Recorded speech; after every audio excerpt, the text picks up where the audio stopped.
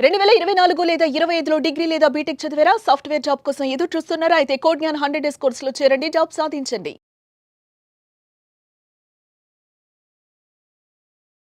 నమస్కారం డాక్టర్ షియా చరణ్ స్వామి గారు. నమస్కారం అండి. వీడియోలో ఏం చెప్తున్నారు? జీవితంలో ఉన్నతత్వం గురించి మాట్లాడుకుందాం మనం.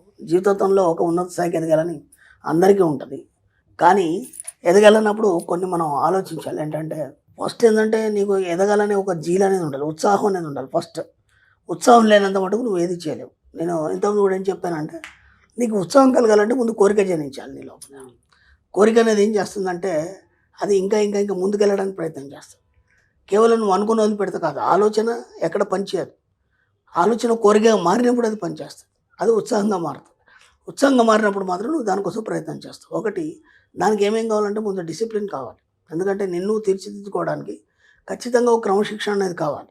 ఖచ్చితంగా ఒక టైంకి ఒకటి చేయడం కానీ, లేకపోతే దానికోసం నువ్వు ఏమేమి సేకరించినావు, లేదంటే దానికోసం నువ్వు ఎంత ఎక్సర్సైజ్ చేసావు అనేది ముఖ్యం. ఓకే, ఇక్కడ మనం ఏం చేస్తామంటే కేవలం నీకు జీవితంలో ఉన్నతత్వం చూడాలి, నేను ధనవంతుని కావాలి, నేను కోటీశ్వరు కావాలి, ఆలోచనలు ఉంటాయి తప్ప దాని కోరిక మీరు ఎప్పుడు మార్చుకోలేదు. దాన్ని కోరికగా మార్చుకున్నప్పుడు కదా దాని వైపు ప్రయత్నాలు అనేది మొదలవుతాయి మనకి. ఆ ప్రయత్నంలో భాగంగా మనం ఏం చేస్తామంటే అన్వేషిస్తాం. మనం ఎప్పుడైతే అన్వేషిస్తామో అన్వేషించినప్పుడు దానికి తగ్గట దానికి సంబంధించినటువంటి వివరాలన్నీ బయటకు వస్తాయి. వచ్చినప్పుడు మెల్లిమెల్లిగా ఏం చేయాలంటే మన గ్రాటిట్యూడ్ని మార్చుకోవాలి. ధనవంతుడు నువ్వు మారాలి. మారాలన్నప్పుడు ముందు నీ యొక్క స్టైల్ మారాలి. అంటే ఒక ధనవంతుడు ఎలా ఉంటాడు అలా నీ స్టైల్ మార్చుకోవాలి. ఫస్ట్ ఎవరేమన్నా అనుకుంటారు, ప్రపంచంతో మనకు సంబంధం లేదు. మన లక్ష్యం అది, లేదంటే మన కోరిక అది, ఏదైనా కావచ్చు. నువ్వు అనుకున్నది నువ్వు సాధించాలన్న మాత్రం ముందు నువ్వు మారాలి. నువ్వు మారాలన్నప్పుడు చాలా అలవాట్లను కూడా మార్చుకోవాల్సి ఉంటుంది ఫస్ట్. ఓకేనా? అలవాట్లను మార్చుకోవాలంటే ఆ సమయం మనం ఏం చేస్తామంటే రోజు సాయంత్రం కానీ, లేకపోతే మామూలు టైంలో కానీ, లేకపోతే రాత్రి కానీ స్నేహితులతో మనం పిచ్చపట్టి మాట్లాడుకుంటే ఎక్కడో టీ స్టాల్ దగ్గర టైం వేస్ట్ చేస్తాం మనం. మీరు చూడండి, ఎక్కడ లోకల్ ఒక టీ స్టాల్ దగ్గర చూడండి, బోలెడు మంది ఏదో కబుర్లు చెప్పుకుంటారు, ఏం సాధించింది ఏమి ఉండదు. మళ్ళీ ఎప్పుడు అక్కడే కనిపిస్తుంటారు వాళ్ళు.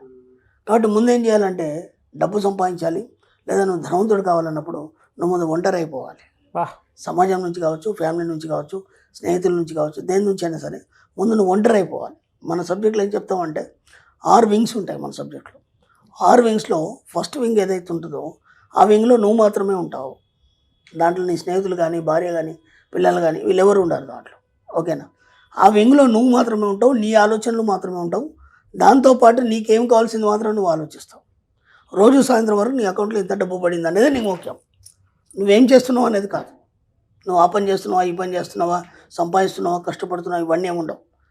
నీ కోరికలు తీర్చుకున్నావా, నీ వింగ్లో నీ కోరికలు తీర్చుకున్నావా, నీకు అనుకున్నట్టుగా నువ్వు ఉంటున్నావా, అంటే నీ మీద ఎవరు డామినేషన్ లేకుండా. ఓకేనా? ఎవరు డామినేషన్ లేకుండా నీ ఆలోచనకు అనుగుణంగా నువ్వు స్వేచ్ఛగా ఉన్నావా. ఎప్పుడైతే నువ్వు స్వేచ్ఛగా ఉంటావు అప్పుడే విషయం నీకు సహకరిస్తుంది. ఎప్పుడైతే ఇతరుల కింద నువ్వు ఉన్నావు అనుకో, నీ ఆలోచనలు కానీ, నీ యొక్క యాటిట్యూడ్ కానీ, అప్పుడు అది పనిచేయదు. కాబట్టి ఫస్ట్ నీ వింగ్లో నువ్వు నీ కోరికలు తీర్చుకున్నావా, 2 నీ మీద ఎవరు రాజమనిషి లేకుండా జీవిస్తున్నావా, 3 రోజు సాయంత్రం లోపు నీ అకౌంట్లో ఇంత పడిందా. ఈ 3 మాత్రం పరిగణలోకి తీసుకుంటాం మనం. అంటే నువ్వు ఉన్నతత్వం సాధించాలన్నప్పుడు నీకు డిసిప్లిన్ ముఖ్యం. కాబట్టి ఈ 6 వింగ్స్ నీకు తెలిసి ఉండాలి. నెంబర్ 2 వచ్చేసి మనకి ఏంటంటే భార్య పిల్లలు. ఇక్కడ నీ వింగ్లో నిన్ను చూసుకున్నావు, సెకండ్ వింగ్లోకి వచ్చేసి వీళ్ళు ఉన్నారు. ఈ వీళ్ళని ఏంటంటే భార్యకి భర్తగా నువ్వు అన్ని న్యాయం చేస్తున్నావా, అలాగే పిల్లలకి ఏమేమి కావాలో సౌకర్యాలు సమకూరుస్తున్నావా. అంటే మనం ఏం చేస్తామంటే ఇప్పుడు నెక్స్ట్ మంత్ మనం బాబు ఫీజు కట్టాలి, మనకు తెలుసు ఫీజు కట్టాలి, మనకు తెలుసు. మనం ఏం చేస్తామంటే వాళ్ళు ఇంకా కట్టమని అనలేదు కదా, స్కూల్ నుంచి ఇంకా నోటీస్ రాలేదు కదా, అప్పటిదాకా వెయిట్ చేస్తాం. అర్థమైందా? వెయిట్ చేసిన తర్వాత కూడా దానికి ఒక టైం పీరియడ్ ఉంటుంది, ఒక వారం రోజులు 10 రోజులు ఉంటుంది.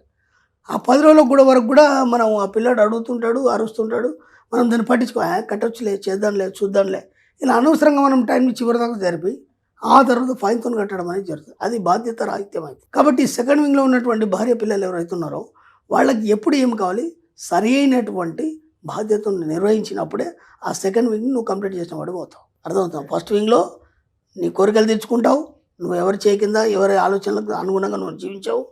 అలాగే రోజు సాయంత్రం లోపు ఎంతో కొంత డబ్బు సంపాదిస్తావు, నీ అకౌంట్లో పడుతుంది. ఒక్కరోజు కనుక నీ అకౌంట్లో డబ్బు పడకపోతే నీకు నిద్ర రావద్దు, ఆ పూట తిండి మానండి, ఏం కాదు, ఇబ్బంది ఏం లేదు. సెకండ్ వింగ్లో భార్య పిల్లలకు సంబంధించినటువంటి బాధ్యతలు ఆ సమయం లోపలనే నువ్వు తీరుస్తావు.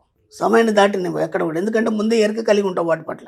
పిల్లాడు ఫీజు ఎప్పుడు కట్టాలి, కరెంట్ బిల్ ఎప్పుడు కట్టాలి, గ్యాస్ ఎప్పుడు బుక్ చేయాలి, ఇవన్నీ నీకు ఐడియా ఉండాలి. అంటే ఆ బాధ్యతను నువ్వు సక్రమంగా నెరవేర్చాలి. సెకండ్ వింగ్లో. మూడో వింగ్లో వచ్చేసి మనకు తల్లిదండ్రులు వస్తారండి. మూడో వింగ్లో తల్లిదండ్రులు వస్తారు. ఈ తల్లిదండ్రుల పట్ల ఏంటంటే వాళ్ళ తల్లిదండ్రులు అనేది భూతకాలం, అది అయిపోయింది. అర్థమైందా? నీకు జన్మనిచ్చినందుకు నీ బాధ్యత వహించాలి. వాళ్ళకి ఆరోగ్యం కావచ్చు, లేకపోతే ప్రేమ కావచ్చు, వాళ్ళకి దగ్గర ఉండడం కానీ ఏదైనా కావచ్చు, వీళ్ళకి ఖచ్చితంగా నువ్వు నిర్వర్తించాలి. అలాగని చెప్పేసి సెకండ్ సర్కిల్ తీసి మూడో సర్కిల్ చెప్పేసి రెండో సర్కిల్ పెట్టారనుకోండి, మళ్ళీ ఇబ్బందులు ఎదురవుతాయి మీకు. కాబట్టి సెకండ్ సర్కిల్లో ఉన్న వాళ్ళని సెకండ్ సర్కిల్లో ఉండనివ్వండి, థర్డ్ సర్కిల్లో ఉండే వాళ్ళని థర్డ్ సర్కిల్లో ఉండనివ్వండి. ఖచ్చితంగా తల్లిదండ్రుల పట్ల మీరు బాధ్యత కలిగి ఉండాలి. మీకు జన్మనిచ్చినందుకు వాళ్ళ చివరి క్షణం వరకు మీరు దగ్గరుండి అన్నీ చూసుకోవాలి. మీరు ఏం చేస్తున్నా సరే మీరే దగ్గరుండి చూసుకోవాలనేం లేదు. వాళ్ళకి సరిపడే డబ్బులు మనుషుల్ని అరేంజ్ చేస్తే అవన్నీ సక్రమంగా జరుగుతాయి. నాలుగో వింగ్ వచ్చేసి బంధువులు అండి. బంధువులతో మనకేం పని ఉండదండి. ఎందుకంటే వాళ్ళకే ఏమైనా ఫంక్షన్ ఉంటే మనం వెళ్ళాలి, మనకేమైనా ఫంక్షన్ ఉంటే వాళ్ళు వస్తారు. ఇంత తప్ప వాళ్ళతో మనకేం పని ఉంటుంది? ఒకసారి ఆలోచించండి. ఏమైనా పని ఉంటుంది? ఏమీ పని ఉండదు. కాబట్టి కొన్ని రోజులు మానేయండి. ఫంక్షన్లో ఇవన్నీ కూడా కొన్ని రోజులు మానేయండి. ఎందుకంటే ఆ పోయి రావడము, ఆ డిస్టెన్స్, ప్రయాణాలు ఇవన్నీ కూడా మీకు చాలా రిస్క్ తెస్తాయి. ఒక 6 నెలలు మానేయండి. ఏం కాదు, ఎవరేమనుకోరు. ఏదో పని ఉందని చెప్పేయండి. ఎందుకంటే మీ లక్ష్యం ఉంది డబ్బు, కాబట్టి డబ్బు మీద దృష్టి పెట్టాలి. కాబట్టి ఇవి మాత్రం బాధ్యతలు. బంధువులతో నీకేం పని లేదు కాబట్టి ఒక 6 నెలలు మానేయండి. ఫంక్షన్లు, పార్టీలు ఇవన్నీ కొన్ని ఒక 6 నెలలు మానేయండి. ఎవరేమనుకున్నా సరే ఈ 6 నెలల్లో ఏమవుతుందంటే మీకు మీరు ఆలోచించుకొని మీరు ఒంటరిగా ఉండడం వల్ల, డబ్బు మీద కాన్సన్ట్రేట్ చేయడం వల్ల మీరు ఎంతైతే సంపాదిస్తారో అంతకు రెట్టింపు డబ్బు సంపాదించడం అనేది మొదలవుతుంది. మీకు తెలియకుండానే. ఎందుకంటే ఇంకేం పడలేదు. ఇప్పుడు ఈ ప్రతి ఫంక్షన్ మీరు అవసరమైతే ఫ్యామిలీని పంపించండి, మీరు వెళ్ళకండి. ఒక 6 నెలల మట్టుకి అవన్నీ పక్కన పెట్టండి. ఆ తర్వాత ఫ్రెండ్స్ అండి. మనకి ఈ ఫ్రెండ్స్తో మనకి ఏం పని ఉంటుందండి? వాడు బిజీలో వాడు ఉంటాడు, మన బిజీలో మనం ఉంటాం. చెప్పాను కదా, ఇంతకుముందు పిచ్చబడి మాట్లాడుకోండి తప్ప ఇంకా దేనికి పనికి రారు ఫ్రెండ్స్. ఆ స్నేహం గురించి బోలెడు సినిమాలు వచ్చినాయి, స్నేహం గురించి త్యాగాలు అవన్నీ బోలెడు చెప్పుకోవచ్చు. కానీ ఒక స్థాయి వచ్చిన తర్వాత, నీకు బాధ్యతలు పెరిగిన తర్వాత స్నేహితులు కూడా దూరం అయిపోతారు. ఎందుకంటే ఎన్నో జీవితాలు చూసుండి మాట్లాడుతున్నాం, ఊరికే కాదు నేను అనేది.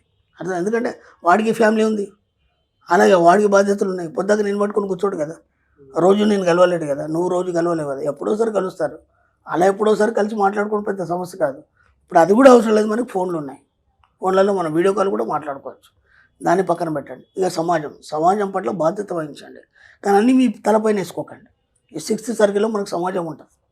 ఈ 6th సర్కిల్ని ఎప్పుడైతే మీరు బాధ్యత మాత్రం వహిస్తారో అప్పుడు మీరు బాగుంటారు. కానీ ప్రతి సమస్య నాదే అనుకోని మీరు దాన్ని ఇన్వాల్వ్ అయ్యారు అనుకోండి, ఆ సమస్యలు మీరు ఇరుక్కుపోతారు.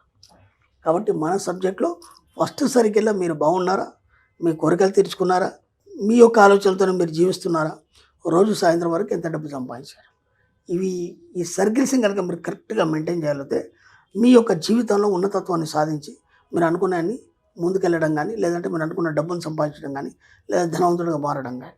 దాంతోపాటు ధనవంతుడు ఉండే లక్షణాలన్నింటినీ కూడా మనం పుణికిపుచ్చుకోవాలి. ఫస్ట్ ఖర్చు పెట్టడం నేర్చుకోవాలి. వీలైనంత ఖర్చు పెట్టండి. ఎంత ఖర్చు పెడితే అంత డబ్బు వస్తుంది. ఖర్చు పెట్టాలన్నప్పుడు నువ్వు సంపాదించాలి. ఖర్చు పెట్టదన్నప్పుడు సంపాదించాలి. కాబట్టి సంపాదన మీద దృష్టి ఉంటుంది, ఖర్చు పెట్టేదాని మీద దృష్టి పెట్టద్దు. ఒక హోటల్కి వెళ్ళాం, మా మెనూ కార్డు ఇచ్చాడు, మనం మ్యాక్సిమం రైట్ సైడ్ చూస్తాం. అది మర్చిపోండి, ఇక్కడ నుంచి లెఫ్ట్ సైడే చూడండి. ధనవంతుడు ఉండే యాటిట్యూడ్ చెప్తున్నాను నేను. కాబట్టి రైట్ సైడ్ మనం మర్చిపోవాలి. లెఫ్ట్ సైడ్ మాత్రం అంటే నీకు కావాల్సిన ఫుడ్ మాత్రమే దాని మీద ఆలోచన ఉండాలి తప్ప అది ఎంత రేట్ అనే ఆలోచన ఉండద్దు. ఎక్కడికి వెళ్ళినా సరే, ఏది చేసినా సరే ఒకటే ఆలోచించుకోండి, మనం ఎంత రిచ్గా ఉన్నాం, ఎంత ఉన్నతంగా ఉన్నాం, దానికి తగ్గట్టుగా మన యాటిట్యూడ్ని ఎంత మార్చుకున్నాం. అది ఎప్పుడైతే నీ మైండ్లో కలిగి ఉంటుందో నీకు తెలియకుండానే ఆటోమేటిక్గా ధనవంతుడిగా మారిపోతుంది. డబ్బు పట్ల మనం ఏ ఆలోచన అయితే పెంచుకుంటూ వెళ్ళిపోతున్నామో అది కోరికగా మారినప్పుడు ఉత్సాహం వస్తుంది. ఉత్సాహం జీలు అనేది ఉన్నప్పుడు నువ్వు ఏదైనా సాధిస్తావు. సాధించాలంటే క్రమశిక్షణ ఉండాలి. ఆ 6 వింగ్స్ చాలా బాగా నచ్చాయి మీకంటూ. ఆ సర్కిల్స్ మీరు గీసుకున్నప్పుడే, దాంట్లో సరిగ్గా బాధ్యతలు నిర్వర్తించినప్పుడే మీరు అనుకున్నది సాధిస్తారు. అది లేకపోతే అడ్డదిడ్డంగా పోతుంది life. Thank you so much doctor Shri Acharya Anantakrishna Swami garu. Thank you. Suman టీవీలో మీ పర్సనల్ అండ్ బిజినెస్ ప్రమోషన్స్ కోసం కింది నెంబర్కి కాంటాక్ట్ చేయండి.